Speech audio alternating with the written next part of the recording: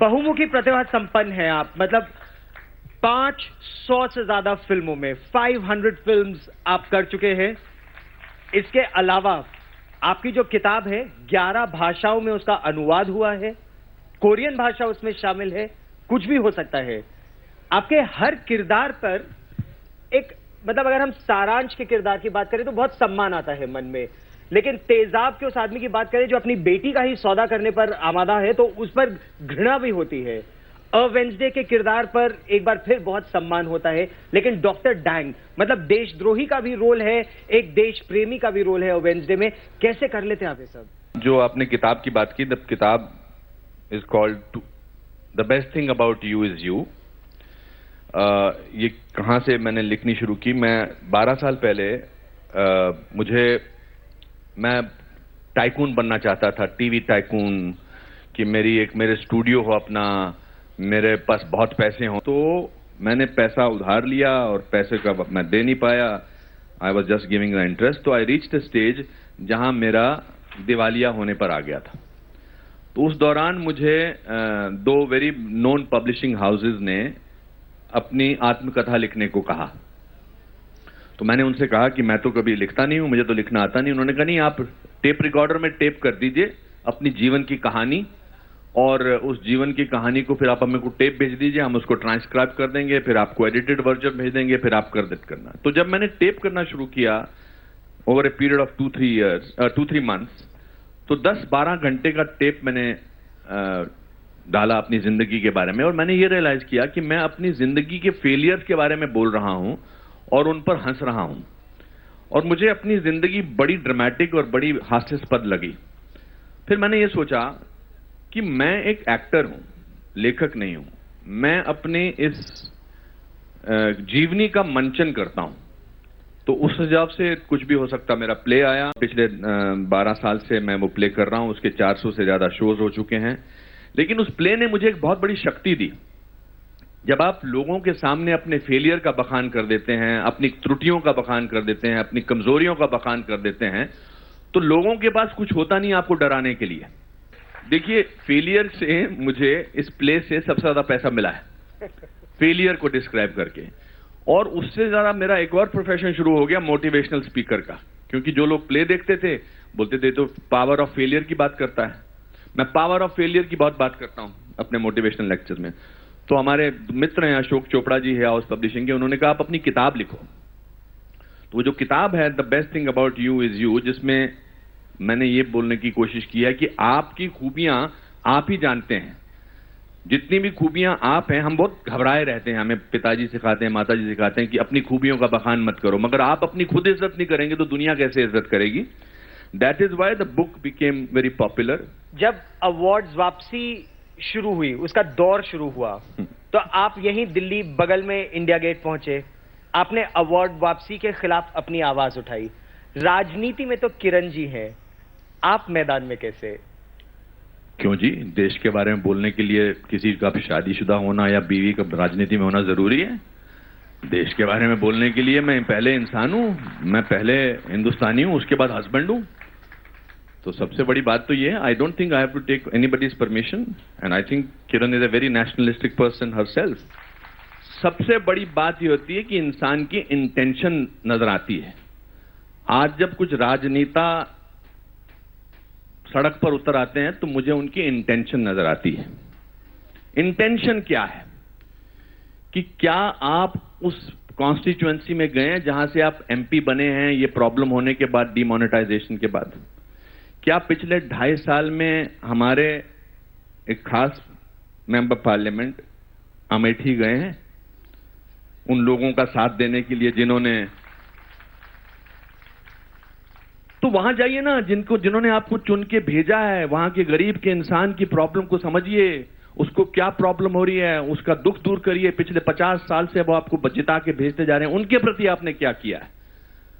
और जो जिंदगी में कभी एटीएम की लाइन में खड़े नहीं हुए, आज अगर वो एटीएम की लाइन में खड़े हो रहे हैं तो मुझे उनकी इंटेंशन पे शक होता है। जो आपने मुझसे सवाल पूछे पिछले 10 मिनट में एटलीस्ट, कि मुझे क्या जरूरत पड़ी है, अच्छी खासी मैं 500 फिल्में कर चुका हूं, फिल्म में मुझे अच्छा काम मिल रहा है, क्या जरूरत पड़ी है मुझे ये सब इसके बारे में बोलने की। I want to be popular, everybody should like me, everybody likes to be liked. हम चाहते हैं कि सब लोग हमें पसंद करें। तो इस पूरे माहौल में जो पिछले 2 साल से हुआ है कि एक लोकतांत्रिक तरीके से एक सरकार चुनी गई है, पूरी कोशिश हो रही है कि हर मौके पर कैसे इनको हम डिफीट करें और कैसे इनको मौका ना दें 2019 तक कि आप 2019 तक कार्यभार संभालिए, अगर आपने 2019 तक कुछ नहीं किया तो हम आपको हरा देंगे और दूसरी सरकार ले आएंगे। जितना उपद्रव पिछले 2-2.5 साल में मचा है वो पिछले 70 साल में नहीं मचा। क्या ऐसी लक्ष्मण रेखा है जो संपादकों की है, मालिकों की है, सरकार की है या बाजार की है? कई प्रश्न है। लक्ष्मण रेखा पत्रकार और संपादक खुद तय करता है। अगर वो चाहता है कि सत्ता के साथ उसकी दोस्ती हो जाए, उसके सहकार में उसका जीवन चले और राजपथ को राजपथ ही रहने दे, जनपथ ना बनने दे, तो पत्रकारिता करना थोड़ा मुश्किल होता है। जो लक्ष्मण रेखा है, अगर वो पत्रकार ने तय नहीं की, लक्ष्मण रेखा अगर संपादक ने तय की, अगर मालिक जो कहता है एग्जैक्टली वही काम करना है, सत्ता में बैठे हुए लोगों के सामने जी हुजूरी करना है, तो मुझे लगता है उस तरीके की पत्रकारिता शायद मैंने नहीं की और ना मैं वैसी पत्रकारिता करने का ख्वाहिशमंद हूं। और आज अगर मैं पत्रकारिता के रास्ते को छोड़कर अगर राजनीति में हूं तो सिर्फ इसीलिए क्योंकि काफी पहले मैं समझ लिया था कि जो आने वाला कल है उसमें राजपथ के नायकों के लिए बड़ी बड़ी कविताएं कही जाएंगी, गाने गाए जाएंगे और जनपद को भुला दिया जाएगा। मैं जनपद का हूं, जनपद का ही रहना चाहता हूं। जनपद में आपने होप अगर देखी तो उस पार्टी में देखी जिसको आपने ज्वाइन किया, वरना आपको वो ग्लैडिएटर एक नजर आए और एक प्रिंस नजर आए। तो ये पत्रकार ने होप देखी या एक नेता ने होप देखी? एक बात मैं जरूर कहना चाहूंगा कि अगर 1990 में साम्यवाद की मृत्यु हुई तो 2016 में लिबरलवाद की भी मृत्यु हुई है। राजदीप, ये मानते हैं आप मृत्यु हो गई लिबरलवाद की, जैसा आशुतोष कह रहे हैं? देखिए, मुझे नहीं लगता कि किसी एक चीज की मौत होती है, खास करके इस देश में। इस देश में अगर आप दिल्ली में बैठे, हमारे नजदीक है प्रधानमंत्री का रेजिडेंस, बड़े बड़े नेता यहीं रहते हैं, तो आपको लगेगा कि वो नेता ही देश की आवाज है। नेता देश की आवाज नहीं होती, जनता देश की आवाज होती है। अगर आज आपको संडे के दिन पर हर एटीएम पे लोग त्रस्त नजर आते हैं और हमारे नेता मस्त हैं, तो वो जनता आपको जवाब देगी कि लिबरलवाद खत्म हुआ है या नहीं हुआ है। चुनाव से आप ये मत कहिए कि कुछ खत्म हुआ है या कुछ जग गया। लेकिन हां, मैं एक कहूंगा गौरव, इस देश में एक बदलाव आ रहा है। समाज बंट रहा है और समाज जैसे बंट रहा है उससे मतभेद नहीं, दुश्मनी बढ़ रही है। हमें आपकी बात अच्छी नहीं लगी, आप देशद्रोह बन गए। ये क्या बात है? देशभक्ति का किसने ठेका लिया है? कौन होते हैं? नहीं, ये सबसे बड़ी बात है। इसमें लिबरलिज्म मत जोड़िए। इसमें मैं पूछता हूं कि ये जो नेशनलिज्म की जो नैरेटिव है, ये कौन कहता है कि आपको ठेका मिल गया कि आप ही देशभक्त हैं? आप स्विस बैंक में अकाउंट रखते हो और आप देश को कहते हो कि मैं देशभक्त हूं। अरे कहां ये आपकी देशभक्ति है? अगर हम निजी जीवन की बात करें नेताओं के, क्या कोई ऐसी अघोषित लक्ष्मण रेखा है? किसी भी नेता की बात करें, पत्रकार निजी जीवन का जिक्र ही नहीं करते। अमेरिका में बात करें तो बिल क्लिंटन और मोनिका लेविंस्की के बीच क्या हुआ वो जग जाहिर हुआ, लेकिन भारत में स्वतंत्रता से लेकर आज तक हमारे नेता अपने निजी जीवन में क्या करते हैं किसी को नहीं पता। देखिए, अब आप मुझे फंसाने की कोशिश ना करें, मैं कुछ बोलूंगा तो वो फंस जाऊंगा, लेकिन फिर भी बोलूंगा मैं। 2013 के आसपास की बात है, स्नूप गेट नाम का एक टेप आया। 2013 से पहले भी इंसिडेंट्स थे, वही मेरा प्रश्न है सर। स्नूप गेट का एक टेप आया, मुझे लगता है कि 100 में से 99 चैनल ने तय किया इसको नहीं दिखाना। लिखा गया क्योंकि ये वेरीफाई नहीं किया जा सकता, इसकी वेरासिटी चेक नहीं की जा सकती।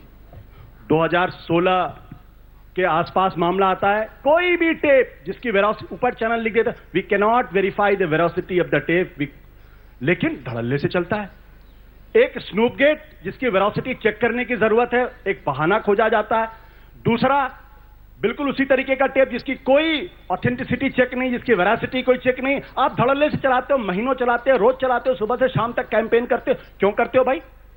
क्या ये पत्रकारिता है या नहीं पत्रकारिता है? मैं कह सकता हूं दिल्ली के अंदर हमारे 14 एमएलए को गिरफ्तार किया गया, लगभग 12 एमएलए के खिलाफ जो कोर्ट का जो बेल पे जो टिप्पणियां हैं, आप सिर्फ वो पढ़ लीजिए। Most of them are frivolous उन्होंने कहा है। क्या किसी चैनल ने उसी तरीके से उसको चलाया? आप व्यक्तिगत जिंदगी के बारे में बात करते हैं। हिंदुस्तान अकेली राजनीति, हिंदुस्तान के अंदर एक राजनीति है जहां लोगों की व्यक्तिगत जिंदगी के अंदर हम नहीं झांकते।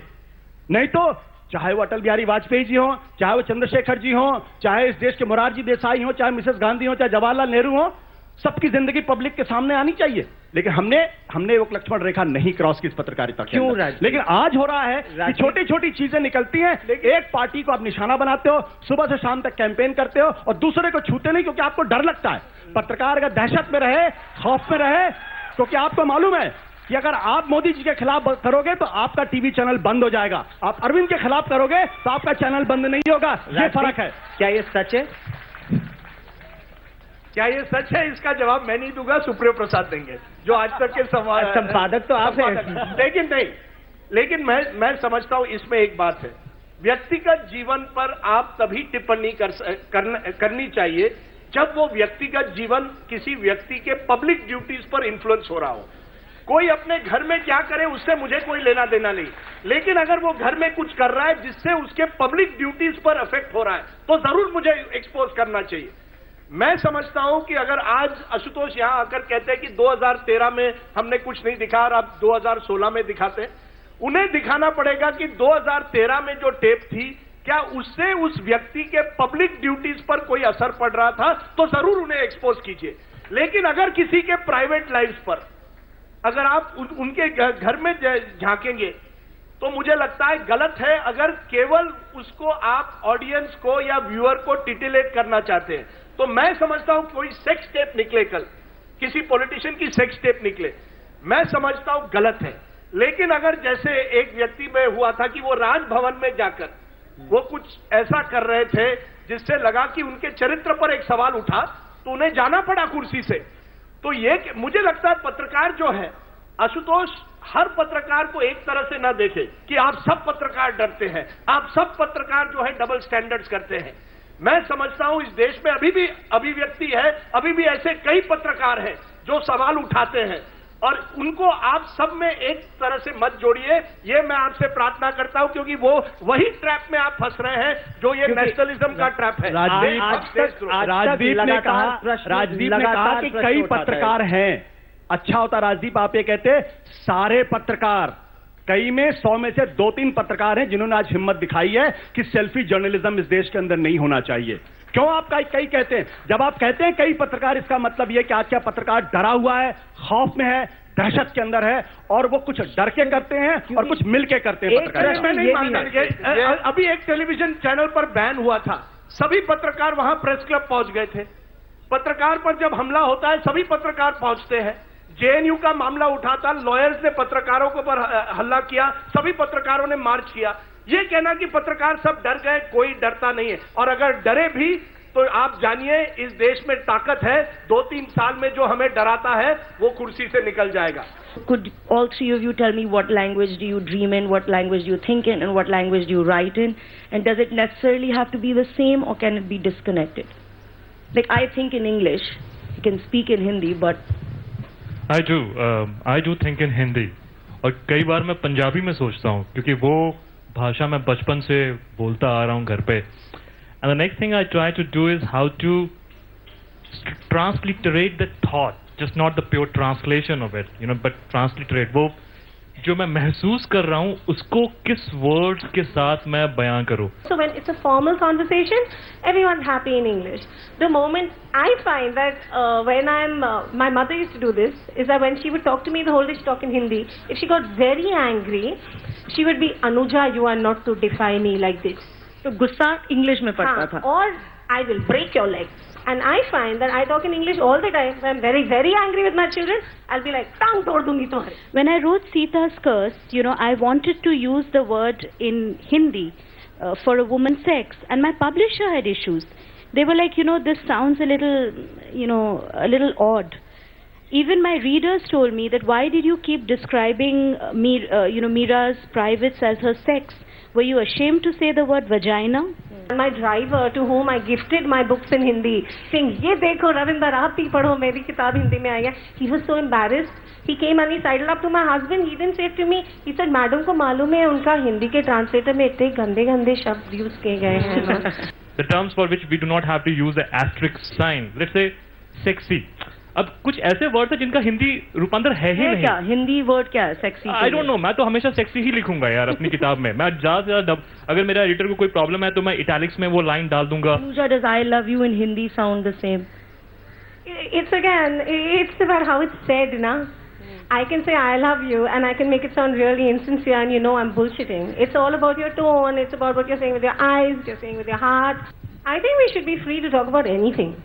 I don't see, I think this country is totally obsessed with sex. I think there's way too much sex talk happening, whether it's happening under the covers. I think the most of the internet is just laboring under people trolling sexy sites. बचपन से ही sex को हौवे की तरह परोसा गया है हमको. ये तो बाबा सेक्स तो हम लोग कान पकड़ के बात कर रहे होते हैं. तो मैंने अपनी मॉम को नींद से जगाया और पूछा कि 7 साल हो गए हैं मुझे इस दुनिया में आए हुए, मैं आया कैसे था? तो मॉम घबरा गई उस टाइम. उन्होंने पहले तो लाइट ऑन की कि क्या हुआ है तुझको. तो ये उन्होंने मुझे कहा कि हम तुझे दुकान से लेके आए थे. और मुझे उनके जो हाव भाव थे वो मुझे बहुत कॉन्फिडेंट नहीं लगी. तो मैं जैसे तैसे मैं सो गया और सुबह जब मेरे पिताजी मुझे स्कूल छोड़ने वाले थे साइकिल पे, तो मैंने देखा मॉम नजदीक नहीं है. यही सवाल पिताजी से करता हूँ because I wanted to verify if she was right और रॉन्ग.